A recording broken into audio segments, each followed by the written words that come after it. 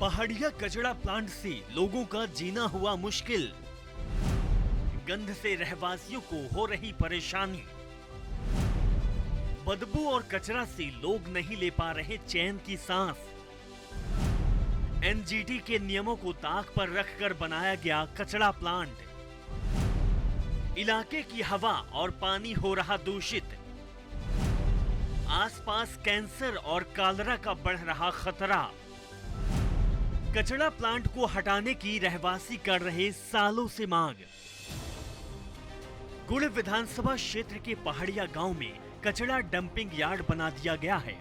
पहाड़िया में बनाए जा रहे एकीकृत ठोस अपशिष्ट प्रबंधन परियोजना क्लस्टर रीवा में रीवा संभाग के 28 नगरीय निकायों से निकलने वाले कचरे का प्रबंधन किया जा रहा है। इस कचरे से 6 मेगावाट बिजली बनाने की बात भी कही जा रही है, लेकिन ये कचरा यार्ड अब स्थानीय लोगों के लिए मुसीबत बनता जा रहा है। यहाँ पर कचरे का अंबार लगा दिया गया है, जिससे दुर्गंध बढ़ गई है। यहाँ पर रहने वाले लोग इस परेशानी को झेल रहे हैं। इसके चलते लोग अब अपने खिड़की दरवाजे तक खोलने से डरते हैं। अब स्थान यह है कि धाई से शासन ले आए थे तो हमें पच का जीना हराम है ये कचरा से। अब जई तो जई कहाँ है तो शासन ही कहे कोनो यह नहीं है कि अपने पट्टे कहे तो ले चले जाई। कौन सा प्लांट? ये प्लांट पहाड़िया पंचायत में कचरा आता है। कचरा एकदम चा को जानी कौने कौने देश से। क्या क्या समस्या आती है? समस्या यह है कि रात के जीना हराम है। माछी मच्छर गंध लागत है कि आप कहाँ घुस जाइए जितनी गंध उठाती। यहाँ शासन थोड़ा देखा आवत है। इस कचरे से इन लोगों को कई तरह की बीमारियों की सौगात मिलने लगी है। इस कचरे के चलते मक्खियां इतनी आ जाती है, यहाँ रहने वाले लोगों को अब खाना खाना भी मुश्किल हो गया है। इस परेशानी को लेकर ग्रामीणों ने कई बार शिकायत भी की, लेकिन इन ग्रामीणों की समस्या का कोई समाधान नहीं हुआ, जिसके चलते स्थानीय ग्रामीण इस कचरे के बीच अपनी गंदगी गुजारने को मजबूर हो गए हैं। ये पहाड़िया गांव है, यह बड़ी गंदगी फैली है। 365 यह लड़के बच्चे माछी मच्छर बड़े बड़े मच्छर आते हैं। कुछ 4 जिला से ये कचरा है पहाड़िया में गिरता है।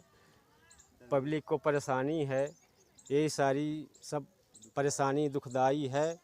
खाना हराम है, कैसे खाना खाए कैसे क्या करो।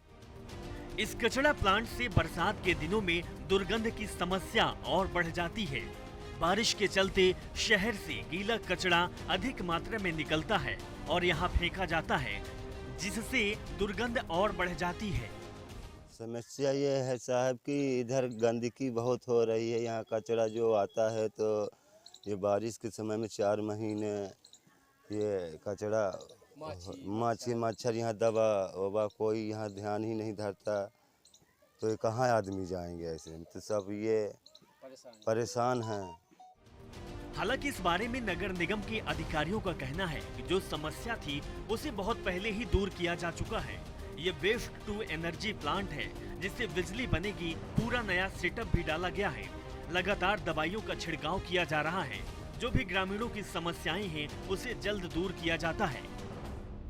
आप देखे होंगे ये जो कोस्टा का प्लांट था, इससे वो बनता था क्या, खाद बनती थी और उससे बिजली बनेगी। तो एक अलग सेटअप ही नया है वो।